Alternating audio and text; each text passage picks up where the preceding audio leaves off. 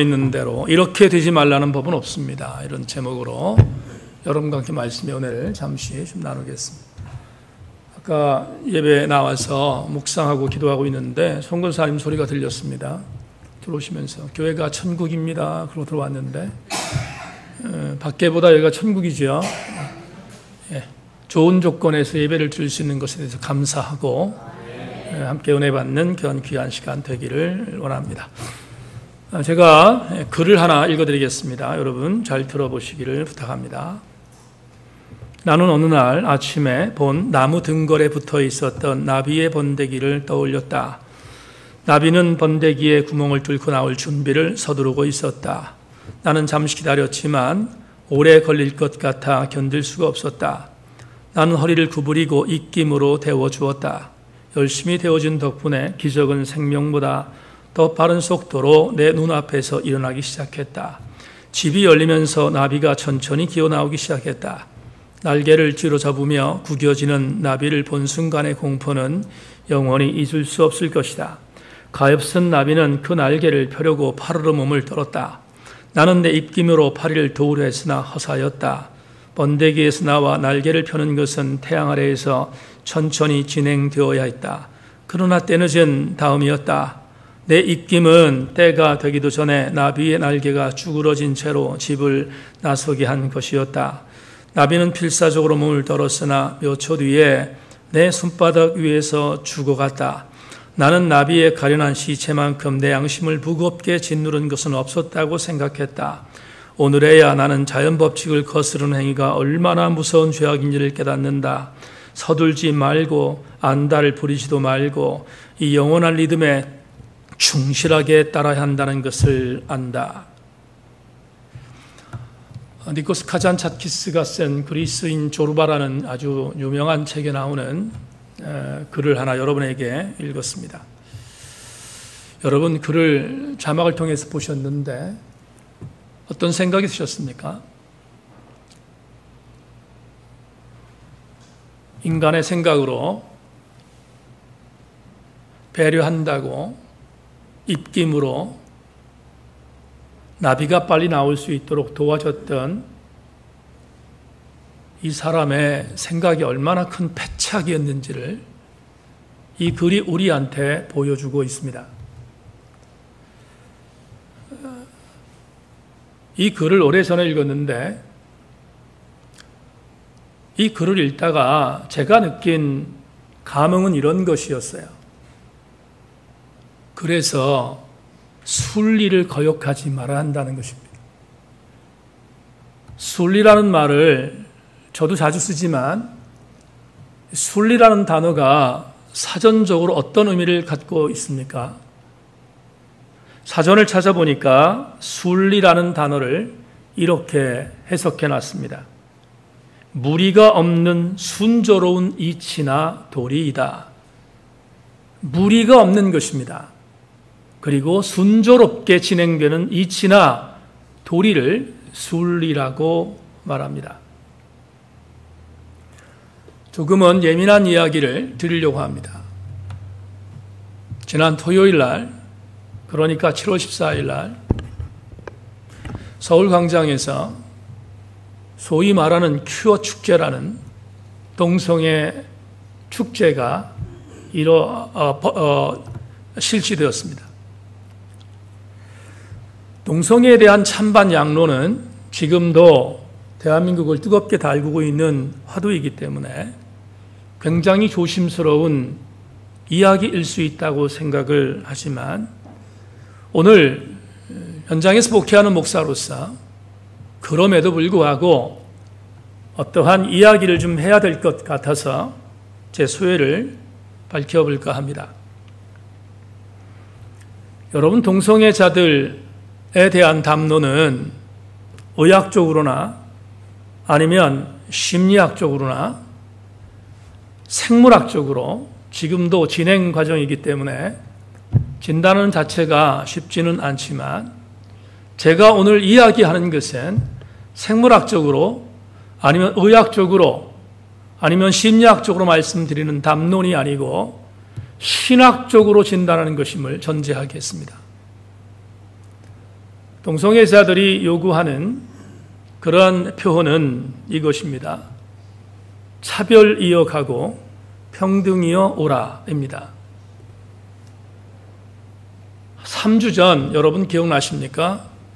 제주도에 입도한 난민에 대한 담임 목사의 소감에 대해서 목양터 이야기 마당을 통해서 보셨지만 저는 난민에 대한 부분들을 말하면서 애굽에 거주하고 있었던 이스라엘 신앙 공동체가 가나안을 들어가서 그들이 생각하고 있는 생각 여정 속에서 하나님께서 되새김질해 주었던 것이 너희도 난민이었음을 잊지 말라, 노예였음을 잊지 말라는 것을 이야기하면서 난민에 대한 이야기를 상당히 조심스럽게, 정치역학적인 차원에 있어서는 상당히 조심스럽지만 교회는 이 난민에 대한 부분에 있어서 분명한 입장을 취해야 한다는 사실을 우리 교우들에게 글을 통해서 소개한 적이 있습니다.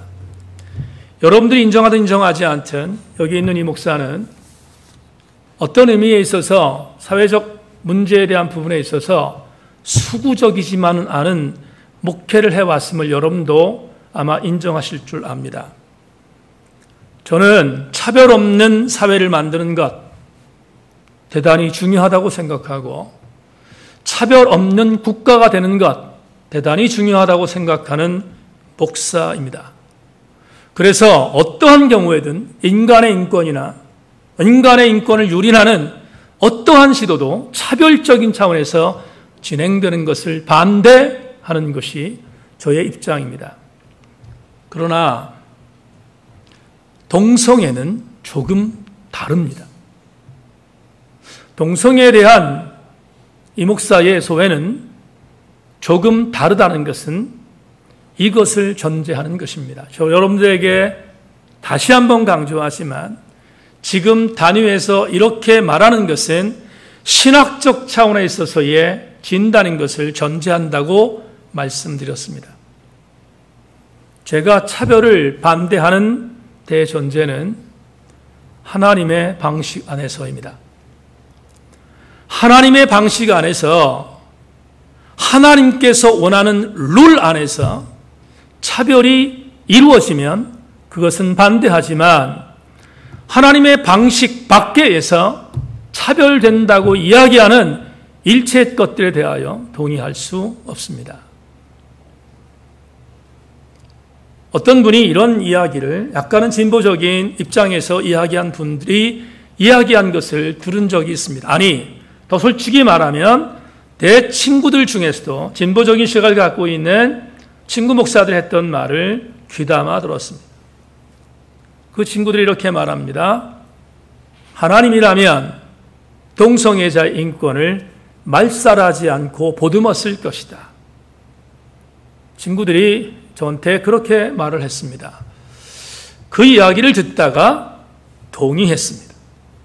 고개를 끄덕거렸습니다. 하나님이라면 동성애자들을 보듬었을 것이다 라는 것에 대하여 저도 고개를 끄덕거리며 동의했습니다. 그런데 여러분, 그럼에도 불구하고 생각의 차이가 있음을 말씀드리려고 합니다. 제가 오늘 이 얘기하는 이유는 오늘 본문 때문입니다. 그냥 여러분에게 사회적인 이슈를 말씀드린 것이 아니라 이유가 있어서 말씀을 드리는 것입니다. 하나님께서 우리 세인교회에 동성애자가 나왔을 때 하나님이 내치셨을까? 내치지 않으셨을 것입니다. 보듬었을 것입니다. 그런데 그 보듬음은 진보적인 생각을 갖고 있는 사람과 저는 조금 다릅니다.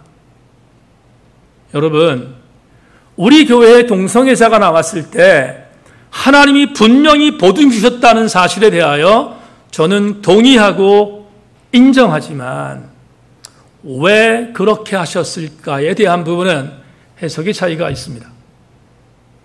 하나님께서 동성애자가 우리 교회에 나왔을 때 우리 교회가 동성애자를 보듬으라고 명령하셨다면 분명히 주님은 이런 것을 전제하여 보듬으라고 말했을 것입니다.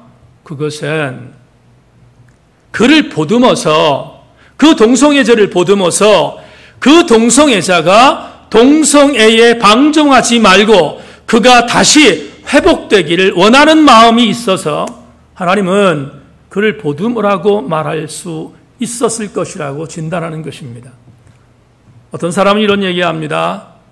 이 목사, 생물학적으로 그게 안 되는 사람들이 동성애자야 라고 말하지만 저는 인정하지 않습니다. 그 부분을 인정하지 않습니다. 왜냐하면 저는 창조의 질서를 무너뜨리는 어떠한 의견에 대해서도 동의할 수 없기 때문입니다. 예를 하나 들겠습니다. 여러분, 이 부분은 굉장히 중요한 의미를 갖고 있다고 생각해서 오늘 원고에 집어넣습니다. 우리가 잘 아는 요한복음 8장을 되짚어 보겠습니다. 가늠하고 잡힌 여자가 돌아왔습니다. 잡혀왔습니다. 그래서 많은 사람들이 돌을 던지려고 합니다. 그러자 주님께서 땅에다가 뭔가를 쓰시고 일어나셔서 이렇게 말씀하셨다고 했습니다. 너희 중에 죄 없는 자가 돌로 쳐라. 그러자 수많은 사람들이 돌을 들고 있다가 그 돌을 놓고 한 사람 한 사람 그 장소를 빠져나갔다. 거기까지 알고 있습니다. 그런데 이 구절의 맨 마지막 부분에 요한복음 8장 10절로 11절 말씀을 주목해야 할 이유가 있는데 제가 읽어드리겠습니다. 예수께서 일어나사 여자 외에 아무것도 없는 것을 보시고 이르시되 여자여 너를 고발하던 그들이 어디 있느냐? 너를 정죄한 자가 없느냐? 대답하되 주여 없나이다. 예수께서 이르시되 나도 너를 정죄하지 아니하노니 가서 다시는 죄를 범하지 말라 하시니라. 이 구절을 곱씹으면서 아마 이 구절에 대한 부분에 있어서 감동의 여운과 감동의 차이는 성도의 각양의 성향에 따라서 다를 수 있습니다. 그런데 저도 역시 마찬가지 성경을 믿는 사람이니까 제가 갖고 있는 성향으로 이 구절에 대한 의미를 이렇게 저는 고백할 수 있습니다. 여러분, 수많은 성도들이 여기에 위로를 받습니다. 주님이 그 여인에게 이렇게 말합니다. 나도 너를 정죄하지 아니한다 라는 말, 이 말에 상당히 많은 그리스도인들이 그래 우리 주님이야 라고 감동받습니다. 그런데 물론이지요. 여러분, 그 주님의 그 음성에 대하여 감동받지 않은 사람이 신앙인일 수 있겠습니까? 신앙인일 수 없을 것입니다. 그런데 제가 더 방점을 두는 것은 사실은 나도 너를 정죄하지 아니한다라는 이 주님의 멘트가 저에게 방점을 찍은 것보다는 이 구절에서 저를 더욱더 강력하게 이끄는 하나님 말씀의 승리의 모습으로 저에게 다가오는 말씀은 이것입니다. 다시는 가서 죄를 짓지 말라는 것입니다. 여러분, 이걸 기억해야 되는데 주님은 어떠한 경우든 간에 하나님의 시기에 대한 원칙을 어기지 않으셨습니다. 주님은 이 땅에서 공생의 생활을 하면서 하나님의 시기에 대하여 당신은 언제나 뒤로 물러서셨습니다. 아시는 것처럼 주님이 당신의 뜻을 관철하기 위하여 하나님의 뜻을 어기지 않았습니다. 우리가 잘 아는 겟세마네 동산의 기도를 통하여 우리는 압니다. 주님, 이 잔을 내게서 옮기시기를 원하지만 내 뜻이 아니라 주님 뜻이 먼저입니다. 다 같이 아멘. 주님의 뜻이 먼저라는 것을 주님은 인정하셨습니다. 이 말은 주님조차도 하나님의 식에 대하여 반항하지 않았다는 것입니다. 여러분, 분명한 것은 하나님의 식과 하나님의 방법은 순리라는 것입니다. 하나님의 방법과 하나님의 식은 영리를 거부합니다. 로마서 1장과 그리고 창세에 기록되어 있는 동성애의 죄를 왜 우리가 인정하지 말아야 하는가? 그 이유는 저는 그것을 순리에 대한 영리로의 변질이라고 믿기 때문입니다. 하나님의 식은 언제나 순리였습니다. 언제나 순리였습니다. 그 순리를 영리로 바꾸는 것은 합리화될 수 없습니다. 또 한 가지, 태어나면서부터 유전적인 인자와 본성적인 인자로 그 사람이 동성의 인자를 갖고 태어났다는 것을 인정하라는 것은 하나님의 창조의 섭리에 대하여 반항하는 것입니다. 오늘 여기에서 우리들에게 주시는 말씀의 포인트를 본문으로 연결해 보겠습니다. 본문에 욥이 등장합니다. 오늘 욥기 12번째 강의인데 지난번 11번째 강의 때 지난 수요일 날 여러분 기억하십니까? 욥이 3장에서 자기의 생일을 저주했다 했습니다. 그런데 자기의 생일을 저주한 것은 단순히 욥이 자기의 생일을 저주한 정도가 아니라 오늘 조금 전에 동성에 대한 이야기를 했지만 욥이 자기의 생일을 저주한 것은 하나님께서 욥을 만들어주신 창조의 섭리에 대한 반항이었음을 우리는 지난주 수요일 날 말씀을 통하여 함께 나누었습니다. 그런데 오늘 본문은 단순히 욥이 자기의 생일을 저주한 정도가 아니라 오늘 본문은 눈을 크게 뜨고 볼 필요가 있습니다. 너무 충격적이기 때문에 그렇습니다. 이 사람이 욥인가? 그에게 첫 번째 고난이 왔을 때 나에게 하나님의 은혜와 하나님의 축복을 주신 분도 주님이시니까 앗아가는 것도 주님입니다라고 고백했던 바로 이 욥인가? 아니면 욥의 아내가 우리 욥의 아내에 대해서 역발상을 나눴긴 했지만 욥의 아내를 문자적으로 그대로 진행한다면 하나님을 저주하고 죽으라고 했을 때 자네는 모르는구나, 자네는 하나님의 뜻을 모르는구나 라고 반문했던 그 욥이었던가? 그 욥이었던가에 대한 부분에 있어서 정말로 퀘스천 마크를 할 수밖에 없는 충격적인 고백이 오늘 본문 속에 있습니다. 여러분 시작하는 10절과 11절을 제가 읽겠습니다. 들어보십시다. 이는 내 모태의 문을 닫지 아니하여 내 눈으로 환난을 보게 하였음이로구나. 어찌하여 내가 태에서 죽어나오지 아니하였던가. 어찌하여 내 어머니가 해산할 때에 내가 숨지지 아니하였던가. 이게 참 여러분 뭐라 그럴까요? 옛날 말로 기록되어 있어서 이게 무슨 의미인지에 대한 부분을 알겠는데 확 들어오지 않습니다. 유진 피터슨의 메시지로 다시 읽겠습니다. 이 부분을 유진 피터슨의 메시지 번역으로 다시 읽겠습니다. 그러면 그날 내가 어머니의 태에서 나오지도 이 고통 많은 세상에 살지도 않았으려는만 어찌하여 나는 죽어서 나오지 않았으며 첫 숨이 마지막 숨이 되지 않았던가. 이런 생각을 했습니다. 오늘 설교 준비하다가 이 생각했습니다. 우리는 이미 11번째 강해를 통해서 욥이 얼마나 엄청난 고통을 당했는지 알고 있습니다. 우리는 이미 들었습니다. 그래서 이 지금 10절과 11절 말씀을 보면 액면으로 말하면 내가 죽었으면 좋았을 터인데 내가 엄마 배에서 태어나지 않았으면 좋았을 터인데 라고 하는 이 고백이 정서적으로 공감이 됩니다. 얼마나 힘들었으면 이 정도로 토로할 수 있을까?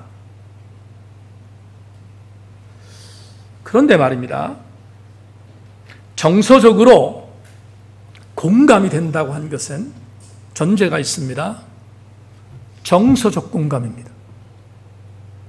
여러분 제가 지금 욥이 당하는 고통 때문에 이렇게 고백했던 부분 내가 차라리 죽었으면 좋았을 뻔했는데 차라리 태어나지 않았으면 좋았을 뻔했는데 라고 하는 이 고백은 정서적 공감에 있어서의 수용입니다.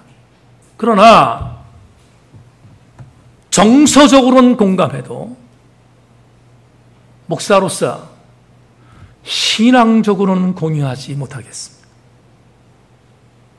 오늘 설교는 여기에 가장 중요한 출발점이 있습니다.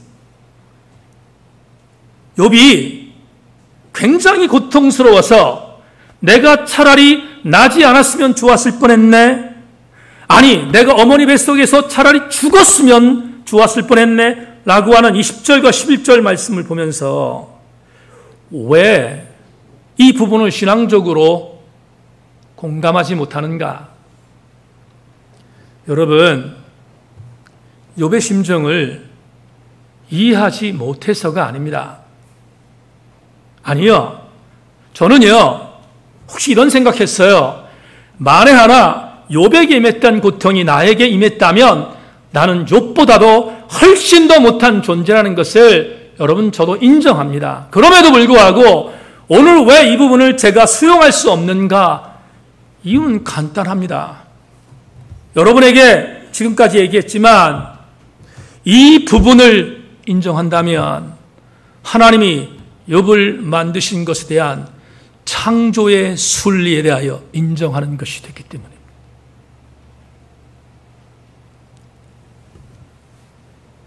여러분, 하나님께서 만드신 욥을 만드신 창조의 순리가 있습니다.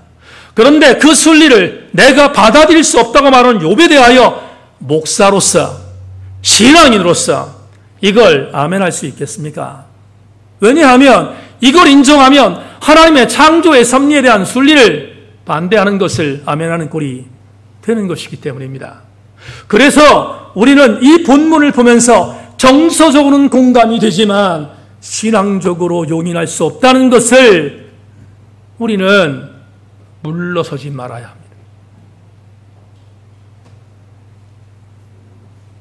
합니다. 불교에서 이렇게 말합니다.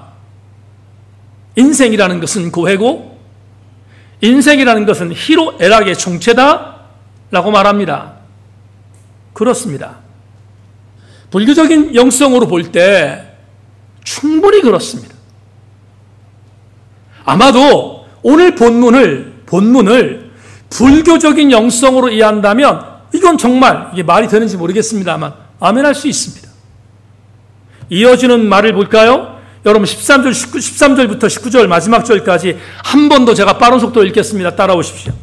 그렇지 아니하였던들 이제는 내가 평안히 누워서 자고 있었을 것이니 자기를 위하여 폐허를 일으킨 세상 임금들과 모사들과 함께 있었을 것이요 혹시 금을 가지며 은으로 집을 채운 고관들과 함께 있었을 것이며 또는 낙태되어 땅에 묻힌 아이처럼 나는 존재하지 않았겠고 빛을 보지 못한 아이들 같았을 것이라. 거기서는 악한 자가 소유를 그치며 거기서는 피곤한 자가 쉼을 얻으며 거기서는 같은 자가 다 함께 평안히 있어 감독자의 고통소리를 듣지 아니하며 거기서는 작은 자와 큰 자와 함께 있고 종이 상전에게서 놓이느니라. 얼마나 편안합니까? 차라리 태어나지 않았다면, 내가 차라리 삶을 경험하지 못했다면, 내가 그것들을 경험하지 못했을 때에 갖고 있었던 욥이 이 땅에서 고통당하고 있는, 이 땅에서 불교적인 영성을 말하는 신호애락을 경험하지 않으니 얼마나 좋겠냐고 말했던 오늘 본문의 이 내용을 보면서 여러분 이런 생각을 해야 합니다. 우리 그리스도인들 신앙적 가치관으로 이 부분이 다시 한번 강조합니다. 정서적으로는 공감이 됩니다. 여러분 아십니까? 조금 이따 얘기하겠지만 진짜로 살기가 힘들 때가 있지 않습니까? 정서적으로 욥의 이 이야기에 대하여 우리는 공감할 수 있습니다. 수용할 수 있습니다. 그러나 다시 강조하지만 아무리 공감하고 아무리 수용해도 이것을 기독교적인 신앙적 가치로 생각할 때는 아멘해서는 안 되는 것입니다.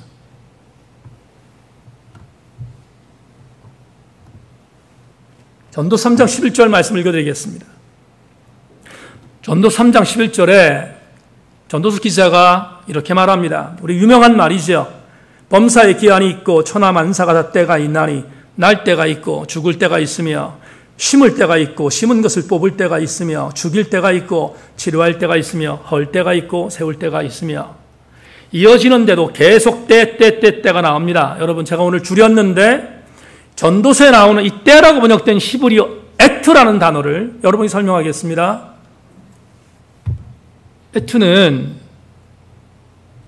때라고 번역되어 있는데 이 때라고 번역되어 있는 이 전도서의 번역은 우리나라 언어로 표현할 때 가장 적절한 표현이라고 생각합니다. 그래서 번역자들이 잘 기록한 것 같습니다. 그런데 이걸 에트를 조금 더 표현하면 이런 겁니다. 때는 때인데 어떤 때인가? 하나님이 계획하신 때입니다. 그러면 이 말은 우리 소구를 공부했던 것처럼 크로노스의 시간보다는 카이로스에 가까운 것이 되는 거지요. 카이로스에 가까운 때, 에트, 하나님이 계획하셔서 무언가를 이루기 위한 합당한 시간, 이 애투입니다. 그러면 신앙이라면 이걸 전제해야 합니다.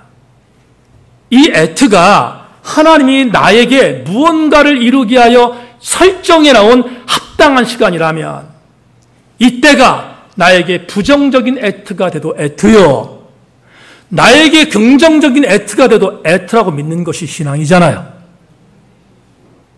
여러분, 우리가 신앙생활을 하면서 머리를 돌리고 주판을 튕기며 그리고 이거저거 계산할 때 이렇게 생각할 수 있습니다. 나에게 하나님께서 뭔가 긍정적인 것을 주는 애트, 그건 하나님 내가 애트로 받겠지만 나에게 부정적인 뭐가 올 때 그 애트는 하나님 나와 상관없는 애트입니다 라고 말하는 것이 우리들의 신앙적인 솔직한 고백이잖아요.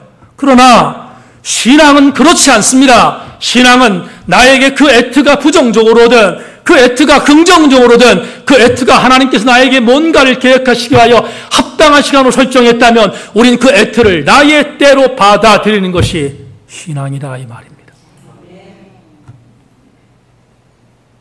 오늘 욥은 이 애트를 선별했습니다. 본인에게 있어서 가장 좋을 때의 애트와 그가 이런 고통을 당했을 때의 애트를 그는 나쁜 말 쓰겠습니다. 구분지었습니다. 그래서 공감할 수 없습니다. 그렇다면 오늘 설교의 주제로 들어가겠습니다. 마지막 부분이 왔는데 우리는 압니다. 우리는 이미 고정관념으로 욥이 어떤 사람이라는 것을 알고 있습니다. 많은 우리 신앙의 선배 목사님들 통하여서 많은 신학자를 통하여 욥이 어떤 엄청난 사람이었다는 사실을 우리는 알고 있습니다. 제가 욥기서 강의를 시작하면서 바꾸겠다고 말했습니다. 그렇지만 바꾸는 것이 쉽지 않다는 걸 알아요. 왜냐하면 우리 이미 고정관념으로 욥이 어떤 존재라는 사실에 대하여 이미 나름대로 우리가 씹어놓고 있기 때문에 쉽지 않습니다. 그런데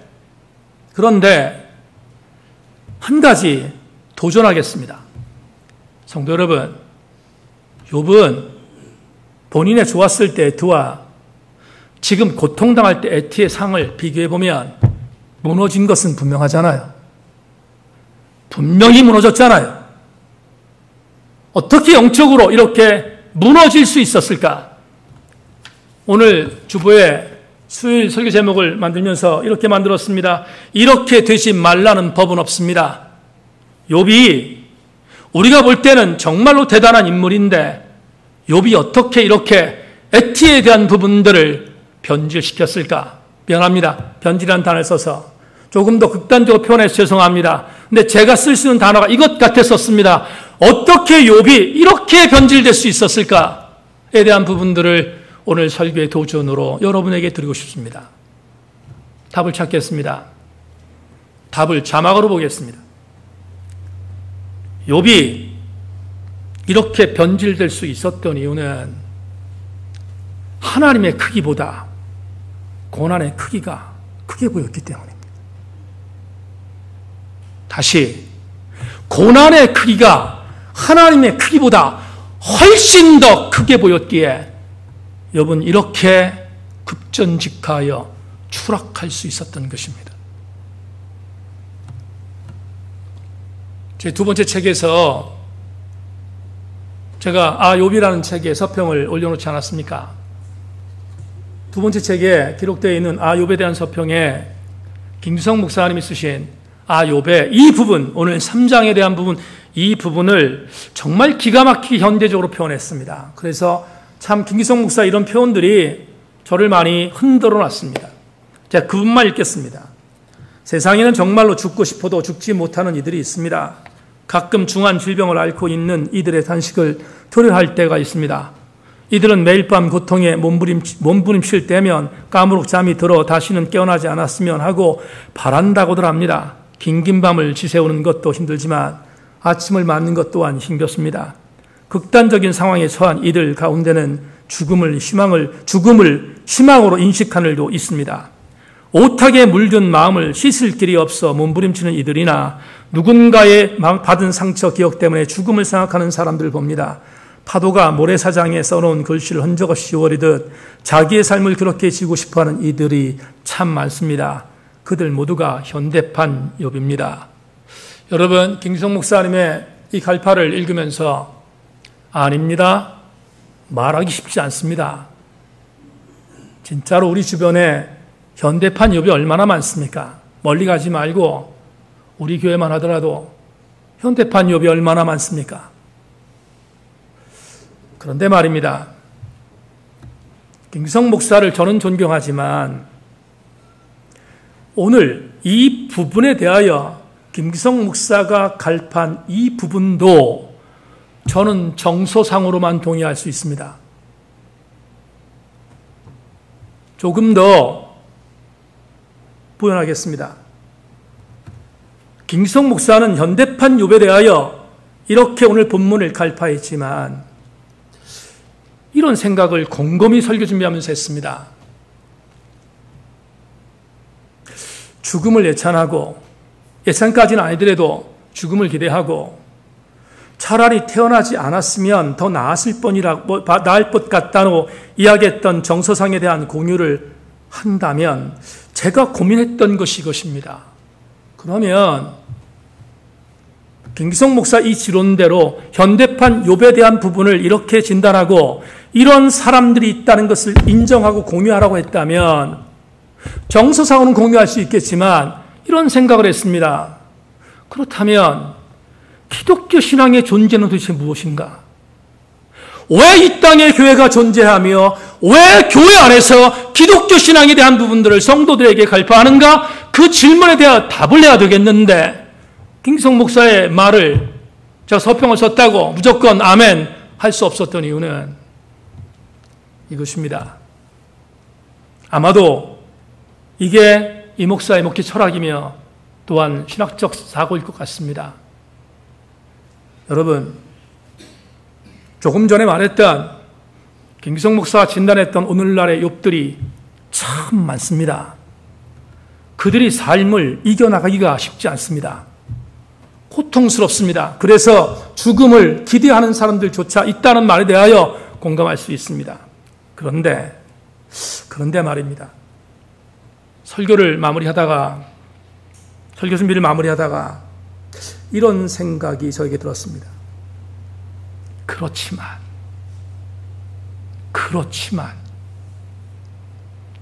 여러분, 우리 그리스도인들은 뒤로 물러서서는 안 되는 그리스도인들만이 갖고 있을 영적 자존감이 있어야 되지 않겠습니까? 그게 뭘까? 이것입니다. 사랑하는 여러분, 죽음을 기다리고 죽음을 예찬하고 죽음이 정말로 희망이라고 보는 그들이 갖고 있는 그들의 생각, 그들이 당하고 있는 그들의 고난, 그들이 지금 헤쳐나올 수 없다고 생각하고 있는 절망, 그것보다 하나님이 크시지 않겠습니까? 그것보다 하나님이 크시니까 우리가 신앙생활 하는 것이 아니겠습니까?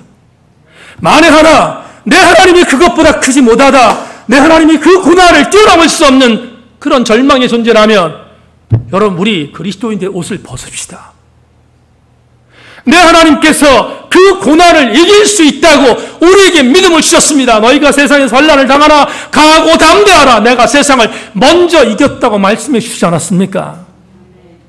너희가 환난이나 핍박이나 곤고나 위험이나 칼이나 그 어떤 것도 우리 주 예수 그리스도의 살아에서 끊을 수 없다고 주님 말씀해 주셨으니까 그 말씀해 주신 것 때문에 우리는 고난의 크기보다 하나님이 이기게 하시는 이김의 크기가 더 크다고 믿는 것이 우리들이어야 되지 않겠습니까?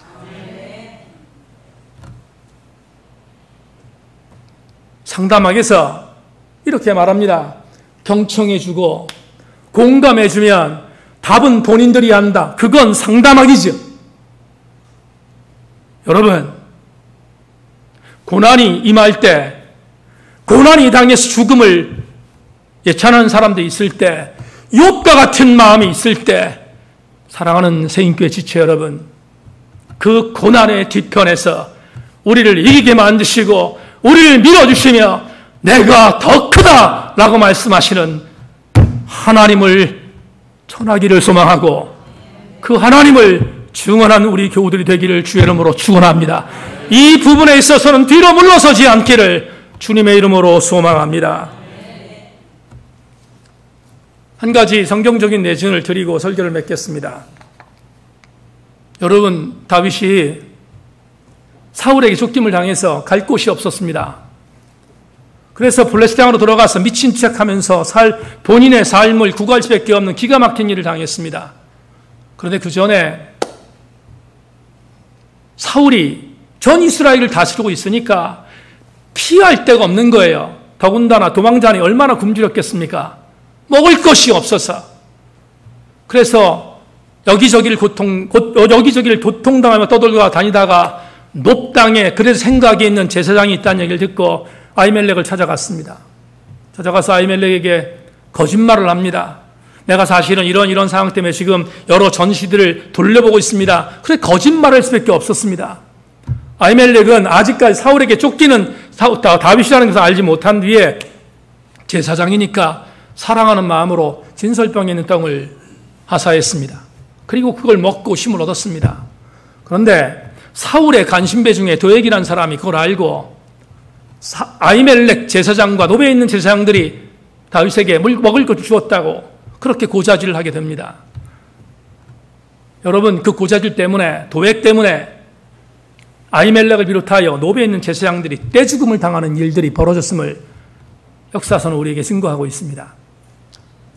가장 가슴이 아팠던 사람은 도액이라는 그 인간 때문에 가장 가슴이 아팠던 사람은 다윗이었을 것입니다. 그런데 말입니다.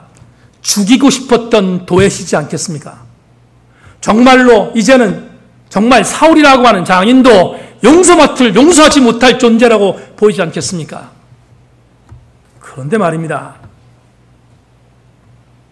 바로 이때 그 분을 당하고 있던 다윗이 하나님 앞에 노래를 합니다. 그 노래가 시편에 남아 있습니다. 시편 52편에 이렇게 말합니다. 한 구절을 읽겠습니다. 그런즉 하나님이 영원히 너를 멸하시며 너를 붙잡아 내 장막에서 뽑아내며 살아있는 땅에서 내 뿌리를 빼시리로다. 의인이 보고 두려워하며 또 그를 비웃어 말하기를 이 사람은 하나님을 자기 힘으로 삼지 아니하고 오직 자기의 재물의 풍부함을 의지하며 자기의 악으로 스스로 든든하게 하던 자라 하리로다. 그러나 나는 하나님의 집에 있는 푸른 감람나무 같으며 하나님의 인자심을 영원히 의지하리로다. 주께서 이를 행하셨으므로 내가 영원히 주께 감사하고 주의 이름이 선하심으로 주의 성도 앞에서 내가 주의 이름을 사모하리이다. 여러분, 다윗은 가장 큰 분노를 당했을 때 이렇게 고백합니다.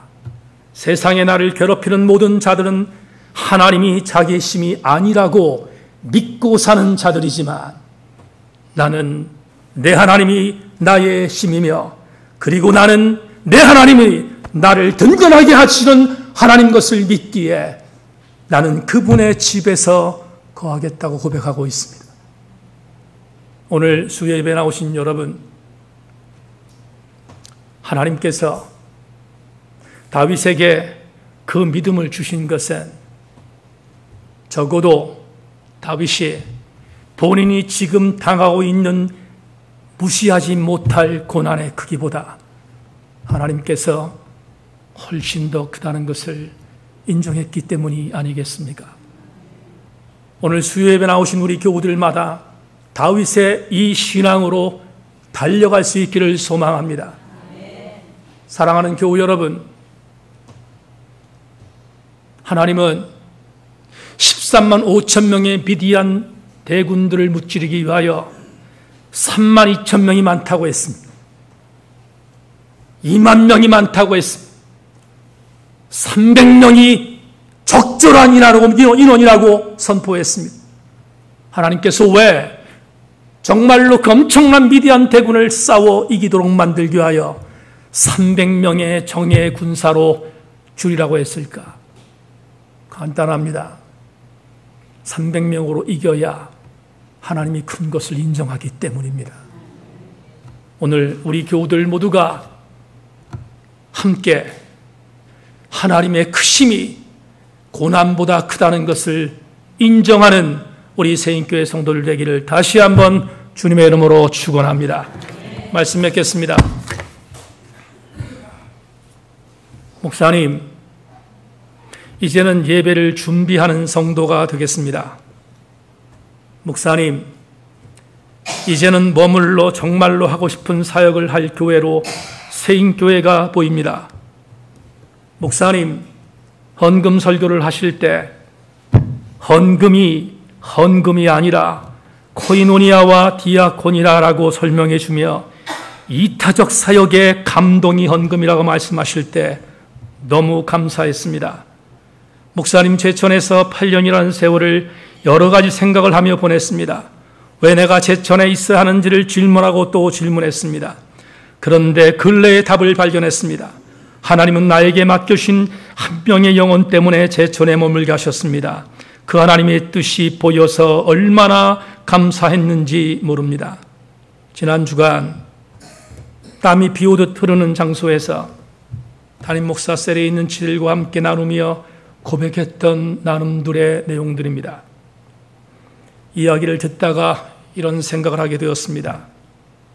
고난이 하나님보다 크다고 생각하고 살아가는 굿세어라 금순아들도 많지만 이렇게 작은 심장을 떨며 하나님이 고난보다 크다고 확신하며 살아가는 자들이 있기에 목회가 행복하다고 생각했습니다. 내가 내 안에 머물러 있는 영적 자파들도 부지기수이지만 나를 하나님께 함몰시키려는 주바라기들도 동시에 목양 현장에 있다는 한 가지 사실 때문에 울고 감사했습니다. 여기에 모인 교우 여러분, 나는 우리 교우들 전체가 하나님이 크다는 것을 인식하고 어떤 상황과 어려움이 있어도 반드시 그것을 뛰어넘어 이기게 하시는 하나님의 은혜가 내가 받는 하나님의 은혜인 것을 명심하고 그 하나님을 따라가는 승리하는 주인공, 절대로 욥처럼 급전직하는 추락하는 백성 되지 아니하고 나는 하나님의 은혜가 고난보다 크다는 것을 명심하고 힘있게 달려가는 거룩한 백성들 되실 수 있기를 주님의 이름으로 축원합니다. 하나님 감사합니다. 오늘 무더위 속에